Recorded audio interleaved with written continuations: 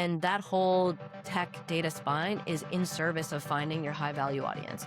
Who is that unique customer that is going to fall in love with you? And that is really key. You don't want passive engagement. You want to go for someone who is going to be driving, has significant lifetime value.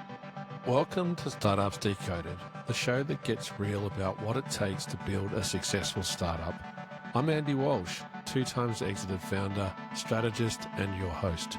Each week I talk with top founders, investors, and operators to unpack the plays that drive real traction, not just headlines. If you're building something bold, this is where you'll get the honest insights to scale with clarity and confidence. Let's keep growing together. Hit subscribe and share with your community. It would mean the world to me. Hello and welcome back to Startups Decoded. My name is Andy Walsh.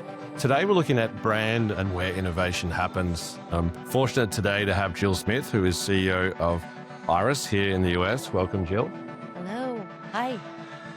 Today we're back in the studio. We have a live audience for me, which is always fun to sit in front of people who are doing the hard work from a founder perspective. And the reason that we're having this conversation today around startups is that starting a business is hard, but then growing a business is even harder. And part of that is anchored around storytelling, how you build your brand and grow.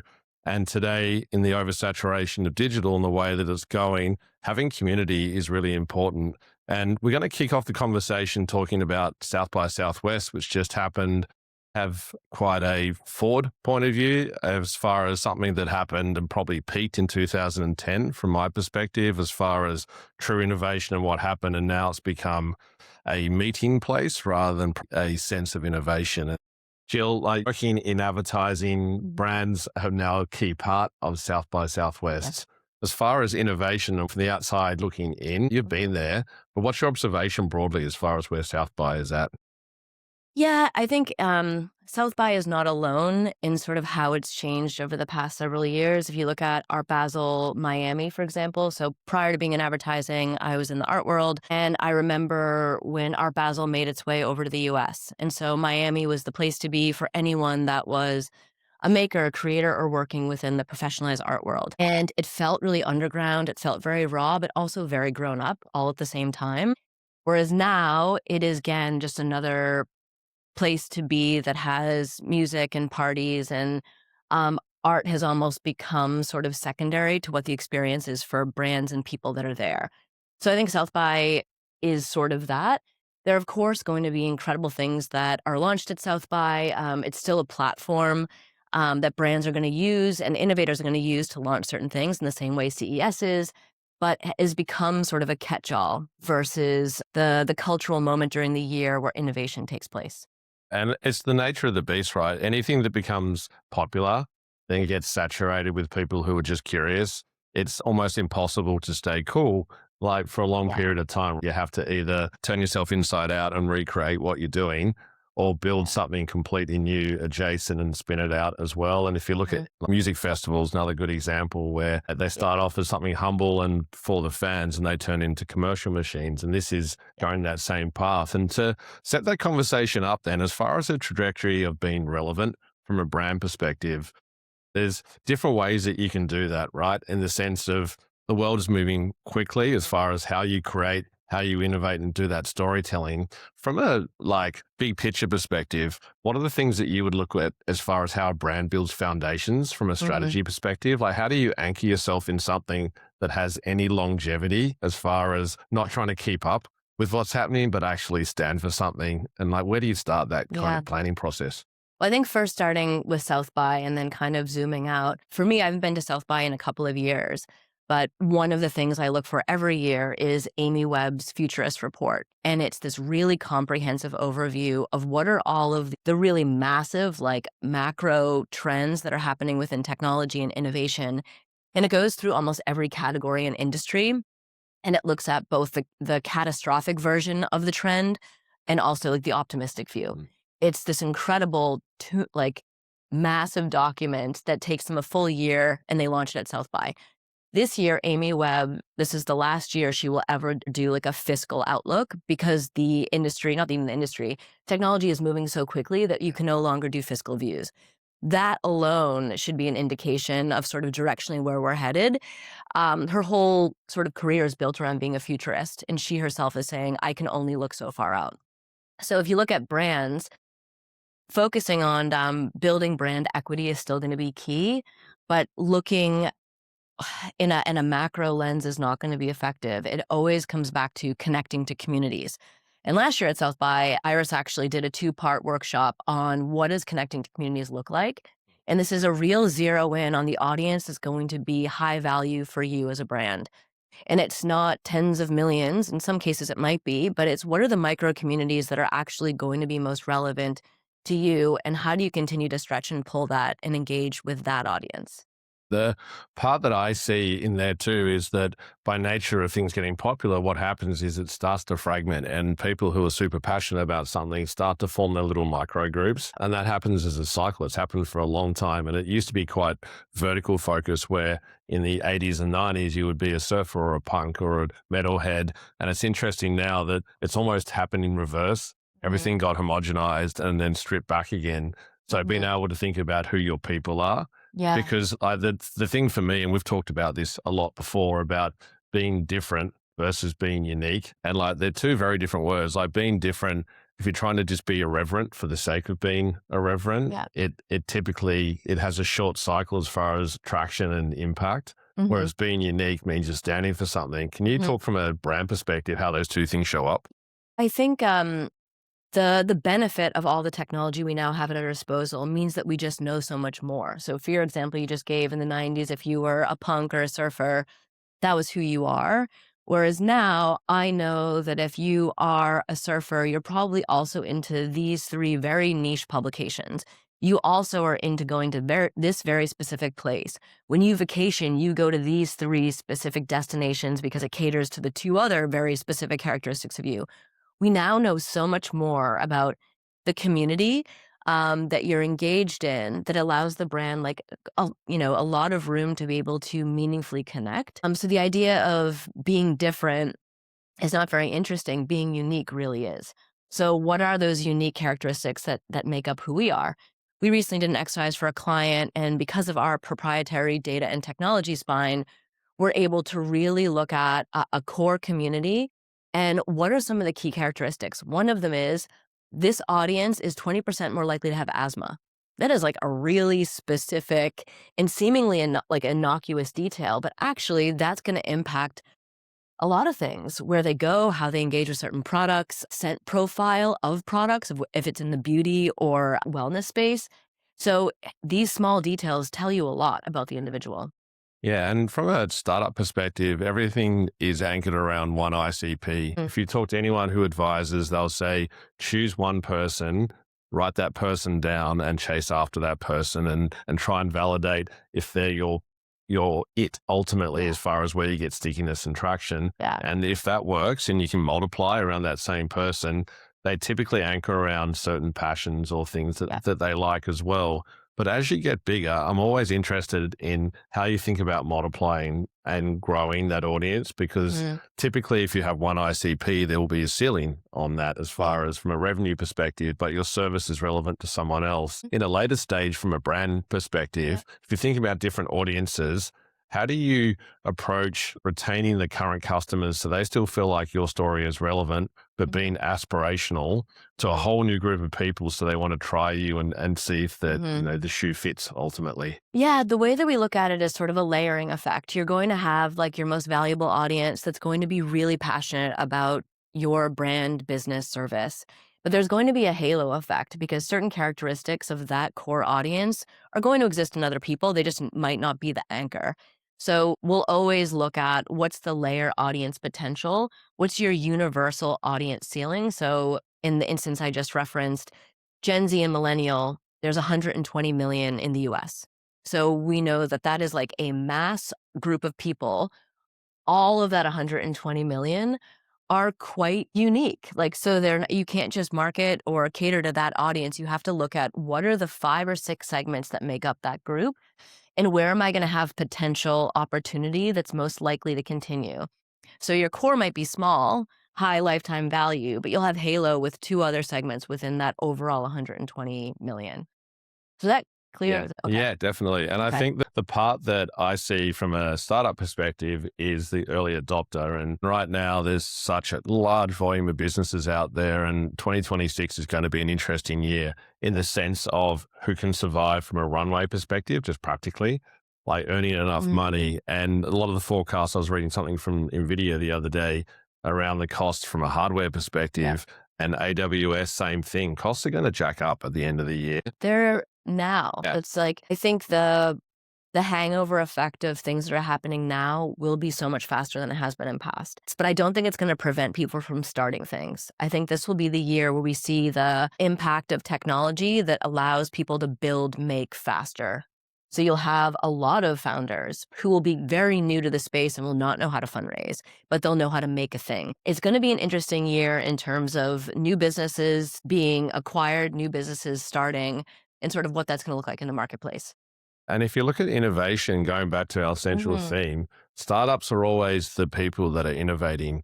If you like look at the banking Mhm. finance sector as a really good example, right? If you look at Stripe now, which is a global beast as Looking to far as buy size. PayPal. Yeah, Like, that's exactly. incredible. Yeah, and the inverse of what you would expect to happen. And someone like a Chase Bank or a Bank of America, do you see them innovating like that? No, they're not You doing can't. anything like that. They don't have the ability because it's so slow to innovate internally. And it comes down to a process and structure if you're not set up correctly internally to be able to create that. So what happens is that startups create the foundation of what the next chapter is in technology, period. 100%. And whether they even survive or not, what they do is create a motion forward where someone else is like, okay, we need to think about that in our larger business. So it's either acquired, merged, or disappears because the bigger, older businesses are able to slowly build and roll that out. So we're at that phase now where 2026 is going to be that part. So we'll have the trailblazers from a founder perspective doing that. Whether they last or not, for me,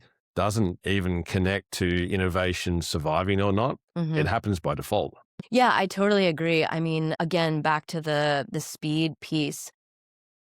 If I look at the businesses that are able to be nimble, implement quickly, fail fast, that's all startup mentality. It's like those are key defining characteristics of how a startup needs to behave to even try to be successful. The businesses that are able to do that will be successful. If you even look in recent past, the rise of corporate venture capital, so within businesses, to try and find a way to focus on innovation with a whole separate track, it's too slow. Like that will not be successful. So your Chase example and even PayPal. PayPal was the upstart, the financial innovation. The fact that they're now potentially being acquired by Stripe is really telling. So the businesses that are able to adapt and move quickly, but by move quickly, it's not like you're looking at a 24-month horizon. You're looking at what's happening in the next 3 months. As you, like your first point, going back to a futurist, Yeah. like no one is brave enough right now to predict what happens in 6 months. And I love Yeah, people talking about what's going to happen in 2030. And it's like you are literally just talking about hopes and dreams right for now. And sure. if everyone keeps saying that at this point in time, we're already 6 months ahead of where we thought we were going to be 6 months ago. Yeah. And it's wild to think about that acceleration curve and what's going to happen. But the fallout, though, from a startup perspective, anchoring back in that Mhm. innovation, the process of innovation happens by observation, experience, being around certain people.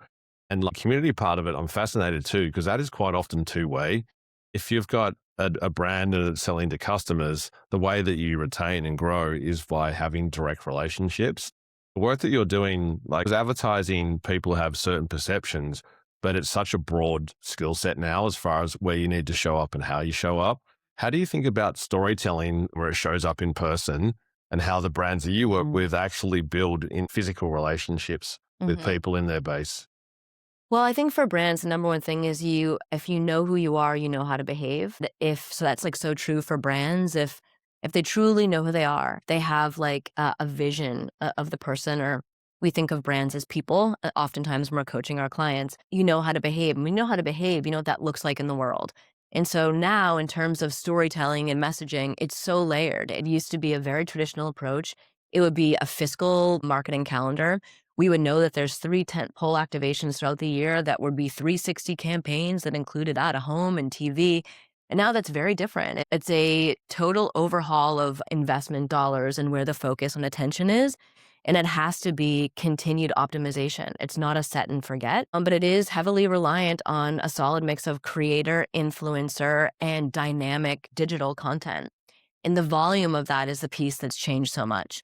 So the need to produce, create, just to stay relevant that's the piece that feels quite a significant departure from where we were before. And my background is in agencies as well, but I Mhm. come from a creative culture background. So working in music, art, and fashion. And at that point in time, we were getting engaged to be a strategic agency to think about the community of people that these brands are going after. How do you become relevant?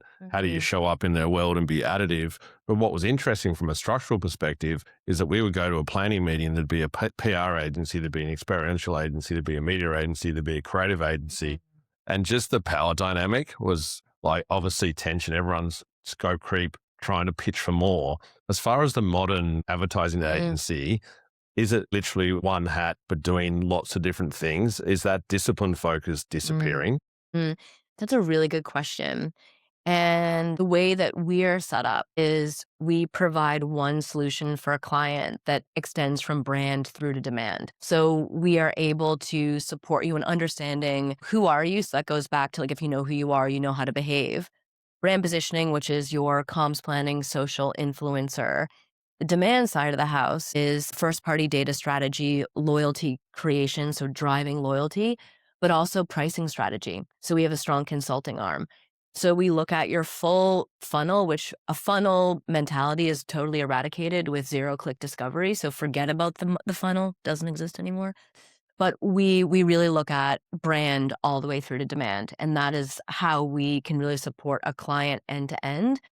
I think philosophically, I don't want discipline, like practice to be, you know, no longer relevant. I think that there's a time and a place, but you need to be able to have a real 360 view and multi-dimensional approach to client work, regardless of category or industry. For me, looking at that ability to understand what everyone else is Mhm. doing in how you're planning is Mm. really critical too. So the how you show up, you need to have that holistic thinking across specialization. And even in an early stage startup, depending on where you're at, thinking about contextual planning Mhm. and how you get traction. Like if you've got limited budget or no budget, Is the case for every single brand. it's like, then how do you get stickiness? And it's showing Mhm. up in person, it's being clever Yeah. on how you're doing it. And like earn now is very different as well. Yeah. It feels very stunty and Mhm. sort of influencer focus, whereas before, like putting a press release out and Mhm. courting press and being able to have that moment and get a whole bunch of free media Mhm. ultimately Yep. has shifted as well. And that comes from cultural moments. And going back to the start of the brand, like being known for something, I want to really explore that uniqueness of a Mhm. brand as far as like how you become Mhm. unique. Because being unique is being relevant to certain people and not Mhm. relevant to others. From a psychological perspective, it can be hard because as a human being, we're hardwired to feel like that we want everyone rather to like us. Mhm. Like, I'm very comfortable with someone not liking me. But if you're a founder, it's like, how do you actually deal with negative feedback Mhm. and doing that? Mhm. Because by being unique, you are going to isolate certain people. So Mhm. where do you start from? This is from a strategy perspective, Mhm. thinking about defining what unique is for your brand. And you talked about Yeah. behaving like a person. What does that look like? Yeah, so behaving like a person means being a little bit more weird, being a little bit more human. Like those are the two, and be willing to make mistakes. So not being perfect, which we've seen that sort of shift from overly produced content. We remember sort of like the top down. I remember years and years ago I was doing social strategy for American Express and also Chipotle. In the way, two very different things. But I remember the look down, the way that all social, static social, this beautiful display of like pretty things for Amex. And for Chipotle, it's like a splattered sauce and like kind of a messy meal, but like so intentionally messy. We are so far from that. But I was going to give an example of being truly unique where you're doing the unexpected. So Liquid Death is a great example of that. So Liquid Death does a lot of their creative in-house, but they made a very, a clear decision on how they wanted to show up in the world that was incredibly disruptive, really loud, and doesn't go with the typical still or sparkling water playbook. And if I go think back to like their Super Bowl commercial, not from this year, but from the year previous, where they had the kegs of water and it was a, you know, 12 or 15 pregnant women in a bar drinking from kegs, like high-fiving in the middle of the game. And that's really incredible. And are they doing something totally different? How they show up, yes. So it's a unique way to show up, but they're just selling water, you know? So I think be willing to do the unexpected because people naturally, when they lean into conversations, it's because either there's vulnerability or you're sharing something that's really, they just didn't see coming. And I love that too. Like I've actually had a podcast episode about liquid death previously. It came out of a venture studio, funny enough. Yeah. And within that model, as far as how you create a company, like if you think about just even practical things, if you go to Whole Foods, there's probably 50 different seltzer waters, etc., in the fridge, and they're all very like small, dainty, soft colored palette, etc. And separating them in the fridge is really hard if you stood back. If you go Yeah. liquid death, the size of the can, it's like a Tall girl. monster energy. It's like a Yep. big thing. And then also the colors. And then if you're appealing to a different audience from a masculine perspective, people resonate with that. They feel fine having a big can that's black Hmm. versus something that's slim and pink. And it's Hmm. like, and just make a massive stereotype or an assumption here.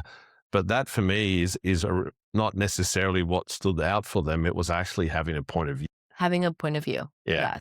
and making yourself relevant to a group of people. And one of the things that I've used as a framework, and it's useful for founders as well, is the tribe versus a pack. And tribe versus a pack in community is really interesting model because the tribe are the people who your aligned passions. So like we talk about it from a music sense. If you go to a gig and you could stand next to a perfect stranger, you're singing word for word the song of your favorite artist, you can forge a friendship with that person just because you love something exactly the same. And by the end of the show, like have a new best friend. Mhm. Whereas your pack are the people that you spend time with in person. And like you may not even have aligned passions. And you might have a friend that loves music, someone who loves eating out, someone who loves going and watching baseball. Like it's very Mhm. different around those Yeah. passions. So the separation of the two, if you're thinking about storytelling, like within in both of those people, like one's very passion forward, the other one is very anchored to friendship and loyalty as Mhm. well. In storytelling, are you catering to both of those to build engagement? That's a good question. I think that if you look at sort of the shift from Web 1.0 to where we are now, there's been a continued focus on personalization. You're getting closer and closer to like one-to-one personalization. So even like 2 years ago, thinking about things that were catered specifically to you. So we would send an SMS to a person that would engage with mobile versus sending an email to someone else. Like these things we still do those things, but now that there's an expectation that you're a lot more personalized. I will say engaging with the audience that matters most to you is where brands should focus their attention. And that's still true. It's like marketing spend, energy and time. It's like the audience that's going to engage with you is where you're spending your energy. So that goes back to that core, tight, focused audience of that universal 120 million. And so that's where you're going to build loyalty, but also fandom. Like that's a very different type of relationship. You remember during COVID, there was a real shift where certain brands that previously, were doing fine, but they were no great shakes. Like people weren't obsessed with them. People became obsessed with them, but that was because there was an overarching focus on utility. All of a sudden, you needed a thing from Amazon that you never would have previously have purchased, but you started to use Amazon as a platform in a way that then, of course, there's been habit formation and reliance on Amazon well after COVID. But brands served a different purpose during that specific time period. That is still going to be true. So I think knowing who your community is going to matter most and being with them during the ebbs and flows of whatever's happening in the world, because we are going to continue to see that happen. Part that I love there is the almost vulnerability of a brand as well. You talked about Yes. owning mistakes in a very legitimate way is like making yourself relevant by not being perfect Yep. and this seek for perfection in storytelling and how you show up as well. Yeah. But can also be in the fact that we're human and almost leaning into mistakes. And I can't think of a good example top of my mind. But as far as brands that have done something and owned it, but then turned that into a positive story in the sense of like they all make mistakes as well. I have two. Elf Beauty last year during, the very beginning of Liberation Day, so tariff central, where tariffs were introduced. It had an impact on most industries, but for Elf Beauty, it really impacted their business. And instead of just quietly raising prices, they have, a very loyal following, Elf Beauty. They gave their audience, I think, 6 months notice that they were going to be increasing prices. And it was done via social in a very cute human way that was like, this isn't great, but we're going to have to raise prices kind of across the board by $3. But it was sort of asking for their people to support them and to continue to partner with them. So it was very much like, I'm really sorry we have to do this, but we do. We hope you'll stand with us. It was cute and funny. That wasn't funny, but you get the sort of sentiment. I think being real with your audience about where you are really ends up having an impact. Second example is California Pizza Kitchen, one of our clients. They had a situation where their delivery, they sent mac and cheese for delivery to someone's house and they forgot the mac. This person just got melted cheese in a container.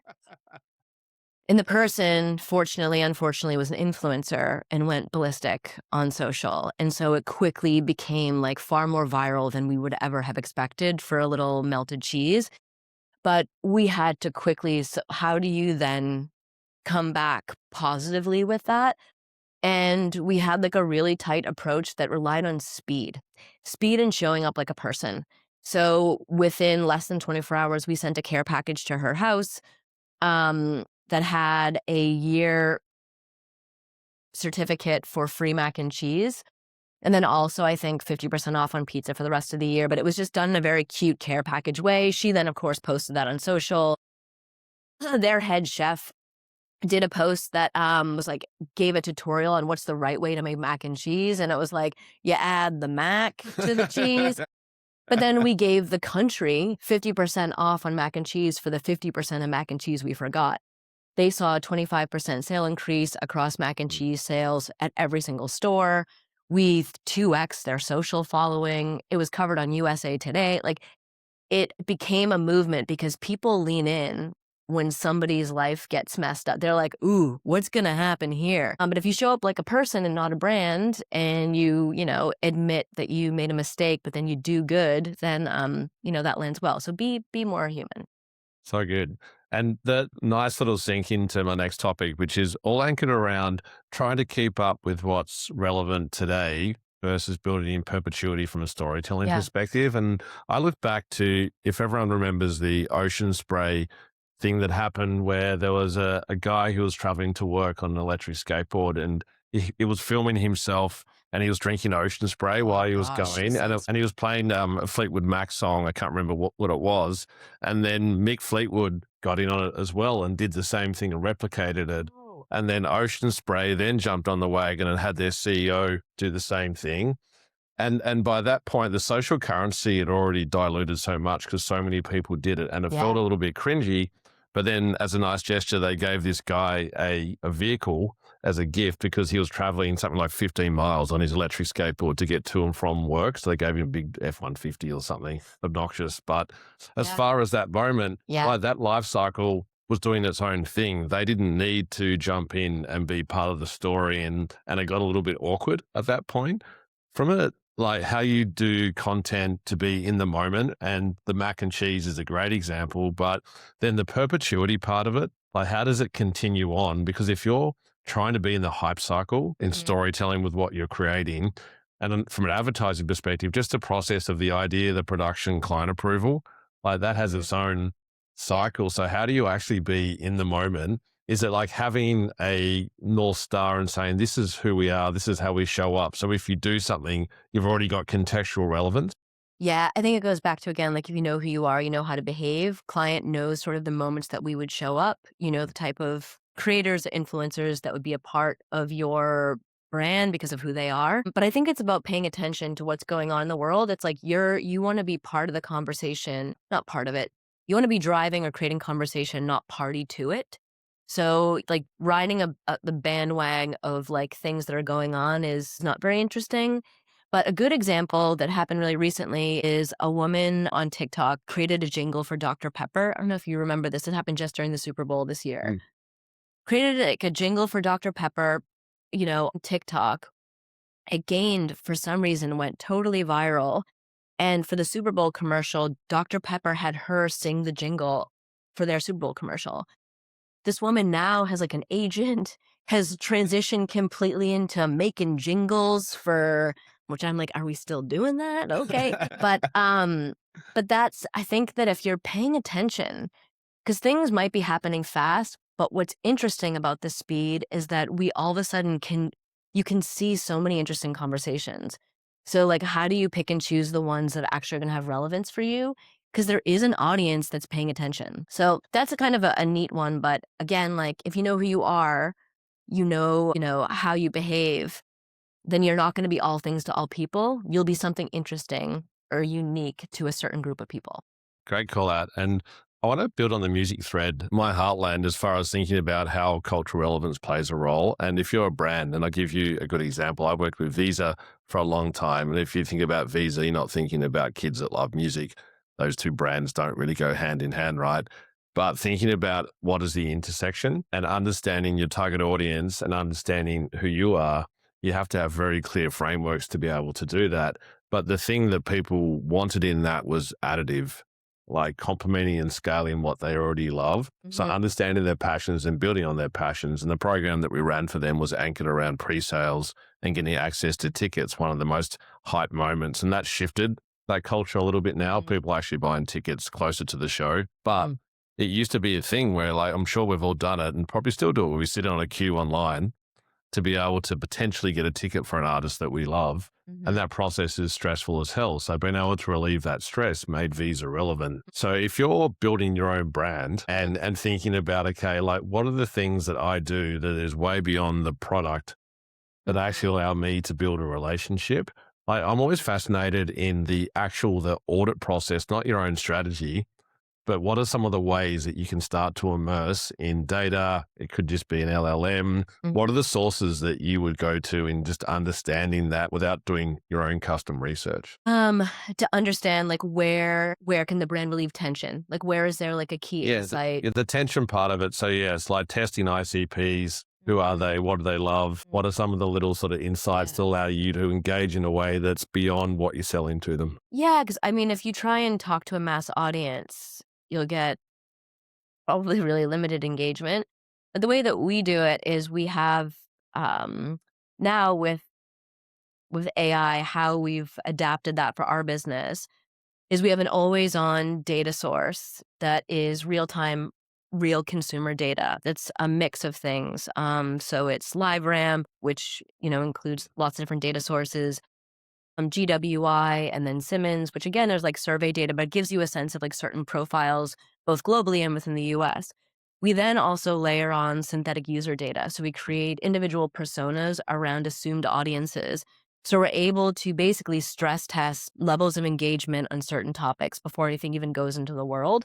So making sure you have the real, but you also have synthetic. So you're getting like a pretty robust understanding about a really hyper segmented or targeted audience. All of that is relatively automated, so our technology and data spine informs how we then approach strategy. And that whole tech data spine is in service of finding your high value audience. Hmm. Who is that unique customer that is going to fall in love with you? And that is really key. You don't want passive engagement. You want to go for someone who is going to be driving, has significant lifetime value. So from there, that relatively automated process, we can really look at what are some of the key characteristics and features, like the asthma example I gave earlier. But from there, that's where you find the interesting insight. Like that audience is 20% more likely to be going to concerts. They're 20% more likely to really only have one drink and it's socially with friends. You then can start to look at, well, where might their pain points be and where does brand X actually service them best? Because if you're a hair care brand or you are a digital payment tool, it's going to be a different area of tension or stress, but you can find a unique solve for it. The ticket example is a great one. And being able to understand the person and engage them at the right time is one Yes. thing. But the other part now, and we're seeing Clay as an example get huge traction, the ability to automate to a certain degree, finding your target audience, engaging, testing A/B style, some of that messaging as well. But I don't know about anyone else. Like my inbox And even like random Gmails that I don't use anymore is just overwhelmed with inbound now. Yeah. So there's a lot of noise that happens. Like Yep. you can find your people, but if I can find my people, then everyone can find the Mm-hmm. people. So all of a sudden you've got what I equate back to programmatic advertising, where knowing who the person was you were talking to was great, but then Mm-hmm. everyone found out the same way to do it. So all of a sudden the effectiveness just tanked. 100%. And I think like this is, I hope, ends up being sort of directionally where things are headed, but it's passive not engagement, but introduction through long form content. So I think you're seeing sort of a pendulum shift where we were in this low engagement, people are on two devices, which they still are, where you then have like a dumbing down of content on like streaming channels like Netflix. Heard so many actors talk about, I think the most recent one, Matt Damon talking about, or was it Ben Affleck? One of the two. I always put They're them the same together. person, right? They're the same person. Talking about whatever their new action film is, but the going back and forth on the actual script because you need to make sure that every 20 minutes you're introducing an action moment. Otherwise, you're losing engagement. That's really depressing. So I would like to think that we're in a moment where people are re-engaging with analog while still living in a world that's moving very fast. So this is possibly a dated stat, but last year, remember, Barnes& and Noble opened 60 new stores across the US because there's a re-engagement or interest in books. I've never lost faith in the book, so I've still been doing that, but I think people want a break from the things. But for film or long form content, most people are watching programs or whatever shows on YouTube. So if there's a re-engagement long form content, what's the role of brands within content? So is it you have a Rivian that's in a show you're watching, like that's where it starts to get really interesting because I agree with you, programmatic and having a banner run alongside the newsletter you're reading is not very effective. You have, I forget, 78% of people don't engage with advertising at all or in fact fully block it. Yeah. So you have to find an experiential way or a way that feels really native to the platform you're on. For me, there's something poetic about the fact that the oversaturation of content and how we consume it now has got to a point where it doesn't impact. Because if you watch the trends, as far as like you talked before around people now can't concentrate for long enough, they need to know what happens next to stay engaged, is really sad in the sense of long form storytelling. But I can speak from me, like my podcast numbers keep going up. And Podcasts are fascinating though in that way. Go ahead. yeah, but Yeah. it's the part that I love is that if you think that the decrease in time of content engagement is a reflection and a mirror of people's concentration, where you could do a 60-second video, people would watch it, went to 30, now probably 5 seconds of just impactful noise. And like, what does that even do? And you look at people, I watch it on the subway. It's fascinating, like a I social know. experiment of how people flick through their social media and engage. And there has to be a breaking point as human beings. Yeah. Over the last probably 20 years, we've went from having no social media to being connected to friends and it felt positive to now where it feels like it's completely overwhelming and this reset that's happening, but alongside a world that is so growing quickly from a digital perspective, there's a real tension that exists between those two. Is because if you look at sort of the behavior on social and how it's like you're not engaging, you're just doing. So like what's the thumb stop? Like that's like a big thing. Like what are you going to do that's going to stop the scroll? But in contrast to that, podcast listening continues to increase. Podcasts are really fascinating from an advertising standpoint because it's one of the only mediums where someone does not need to listen to something in linear order. So you can go backwards to the very first episode of insert podcast here, and someone will engage with it because of the subject matter. So you don't have to just do the latest thing. People are actually going into archive. Interesting stat, there are more true crime podcasts than there are Starbucks in the US. Isn't that wild? And so like people really, really engage in podcasts, but to the converse of that, from a social standpoint, it's really passive engagement. But what is the average, like 4 hours a day spent on your phone? Like what are they doing? There was an interesting TED talk that I saw recently that blew up, and it was someone looking at consumption of content and how people spend their days. I feel like it was 18 or 20-year-olds. It was in that window, and it presented a whole range of data. And big picture, it was analyzing like if you have a job and then you sleep and there's things that you have to do every day, basically there's 100% of time that you have outside of that for things that you would choose. based on the pattern of behavior, 90% of that time is spent on their cell phone. So if you think about 10% of your spare time being spent doing this, having a conversation, going out and exercising, whatever that looks like, Mm-hmm. it's pretty sad as far as human beings. We are, and it's already starting to happen with, we've got less people to talk to in our inner circle, like Mm-hmm. as far as in-person friends and connection, is that depression is going up, anxiety is going up. As far as like, and this is not a big question for you, but I'm always fascinated. Do you think that from a brand perspective that we have a collective responsibility to try and find ways to change that? Because brands typically, if they're culturally relevant, can lead people a certain way and influence in a Mm-hmm. positive direction. It can go the other way too, of course. But, Mm-hmm. what are some of the things that we could do as a collective in storytelling to try and lift people up and bring them together? I think that experiences, at the end of the day, the world comes together around cultural inflection points like the Olympics, like the World Cup. Like this year, next year are filled with these really big moments. The Olympics this year felt more connected. And because in past, I feel like I've had this feeling that people weren't engaging with the Olympics for some reason. But this felt like people were really paying attention and invested. And you had really fascinating stories come out of the Olympics about individuals.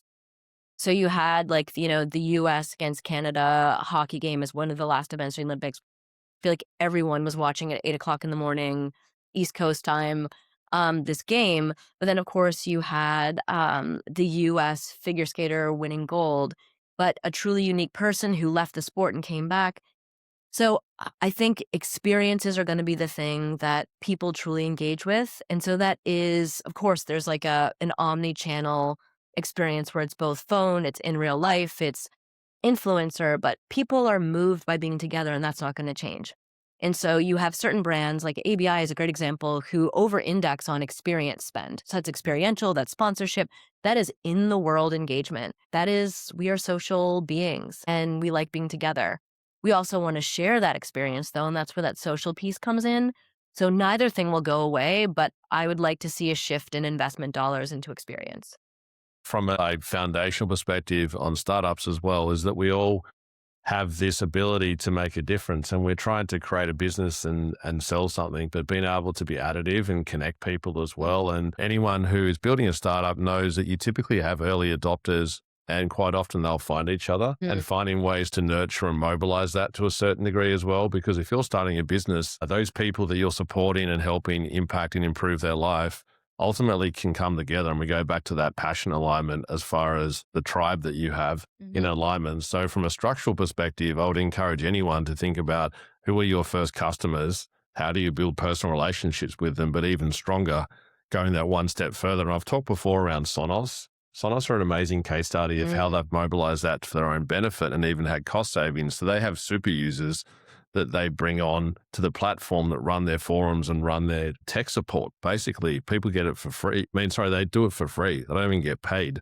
They love the product so much that they get early access to new products. They become these evangelists Mm-hmm. of what they're doing. So, I'm very familiar with it because the irony is that they have a lot of technical issues with their product. So they For need sure. those people, like mobilizing those folks early. Do you have any clients that are actively looking at ways that they have a personal relationship? Because you're dealing with brands at a much bigger scale than a startup.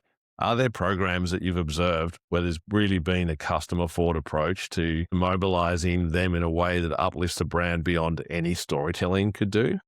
Yeah, I mean, I think across the board, you have different versions of this. Like, so the super user example is a great one. Thinking about Bentley, for example, we work with Bentley. We've worked with them for over a decade. I mean, think about the price point of the vehicle. So the total number of cars they sell a year is quite limited. And so because of that, they have a real sense of who the audience is. They do have direct relationships with the owner, like owners of Bentley. Those are individuals that are tapped as soon as there's a product innovation or a private dinner in X location in the US. So there's a real one-to-one relationship because of the sheer size of owner groups within like the US as an example. I'm trying to think of other examples where it's a real one-to-one. Yeah, there's different versions of it, but I would say like what you're describing, like the super user power group. And I would say, as far as an early stage founder, And I see it with larger startups as well, where they'll nominate 2 hours a week as a CEO and actually get on the phone and do customer support and start to nurture Yeah. relationships and actually be at the front line, because you can get reports, you can get all this information in front of you. Digesting it is one thing, actually understanding from the person's perspective directly Yeah. is really important as well. And I've heard such interesting stories, even from an innovation perspective, where some of that feedback has led to Yeah. a new feature in a product, to something new release, and like the mac and cheese story I love. And that's ultimately almost a version of the same thing. Like what started as a failure, you would call it, from an Yeah. outside looking in, actually turned into such a big opportunity Yes. because people had a relationship with what had happened. And like they're the things that learning that, if you don't listen to it as well. And I love this as far as a tactic, and I've talked about it before, is some of the best campaigns that startups have been doing has been anchored around feedback that they've got through Yeah. customer service. If you get little patterns, if you're short of ideas, like going into all the questions that you get asked, For sure. you might update your website with a Q&A and just go, okay, we're getting asked this all the time. Our FAQs need to be updated. Lean into that. Exactly. Yeah. I was going to say, so while we might not have like a one-to-one program, aside from the Bentley example, every client we work with, we are paying attention to what's the chatter on the brand. So that's like real live social listening always on, because that does inform updates that need to be made, where there are gaps in your business that you didn't recognize or realize. So we are very much doing that. I do love the idea though of having, super users or beta testers, because that's you are engaging an audience that already is very engaged with you. And so that can be done in lots of different ways. But either it's a social group. We have something for Bentley also that we call the Luxury Council, which is a group of luxury tastemakers across different sectors, be it film, be it jewelry, perfume, etc., that are not just in the automotive space, but they really are giving us insight around the world that Bentley exists so that we're not missing a beat. So there's a couple of different versions of how you can go about that to make sure you're staying relevant and connected. Sounds like it goes back to that sort of current customer and the aspirational customer, Yes, and keeping very like a much. barometer on both. Very much so. For Bentley, again, it's like they have a relatively older audience, and they, like every other brand, need to be looking towards who is their future buyer, and it needs to be a high net worth younger audience. Well, what does that look like? So we have a creator program that brings in fashion. We worked with Dominic Ciambroni, the shoe surgeon, who does one of one sneaker design, and he did a shoe that went with a custom car that is really relevant to a very specific sneaker culture buyer who then all of a sudden has been introduced to Bentley. So you need to sort of look at who is your future buyer and what would they want to see? What would be interesting to them? Love that. That succession planning of who's coming next. Yes. And from a car perspective, a lot of them spend money on video games because you get people that fall in love with certain car Yeah. brands as teenagers. Yeah. And then they go on to buy the car in the future. It's playing the long game, but it creates such strong allegiance from that perspective. And I know like Ford Mustang here had huge sales when they re-released it for the people that couldn't afford it the first time round in the 70s, had nostalgia, and then decided to purchase it when they had high disposable income. And that's such Mhm. a long tail legacy of what you're doing. And for a startup, it's probably not relevant at this point, but thinking about who your customer is and how you grow and how you become relevant in the future state is really important. Yeah, and things change. Like, I mean, car culture right now is in a really interesting place where so many automotive companies are releasing a not EV, but your gas performance vehicle, because there's real motor culture. So if you think about the rise in fandom for F1 that's happened just within the past 2 years, I myself have gotten really into it, and it's like anything else. It's a really fascinating.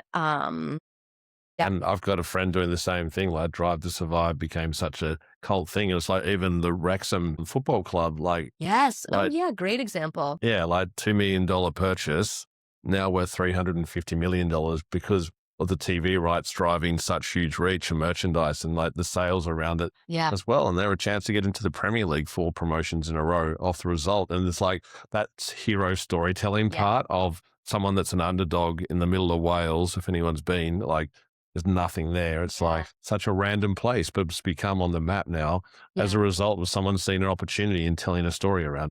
Yeah. People love an underdog story. Yeah. Nothing interesting about the leader of the pack doing more great stuff. One other example of like building a community that feels really unique is we built IKEA's loyalty program. And we built it 10 years ago. And that is a one-to-one with a very specific group of people that we followed through every major life stage. And we're very engaged with them. Different brands create different versions of that, but this is a loyalty program. But we've been with folks since they got married, moved into their first house, had a child, got a divorce, like all the different moments where you need to sort of move into a new place and what that means in terms of the things you need. Bentley is an example, IKEA is an example, and then just keeping your social listening really current and always on. Amazing. What a great place to finish up today. Jill Smith, CEO of Iris. Thanks for joining me. Thank you. This has been great. Thanks for listening to Startups Decoded. If today's conversation helped you think differently, share it with a founder in your network. And don't forget to subscribe for real-world startup insights every week. We really value your support. If you're interested in partnering with us, email hello@startupsdecoded.com. I'm Andy Walsh. I'll see you next week.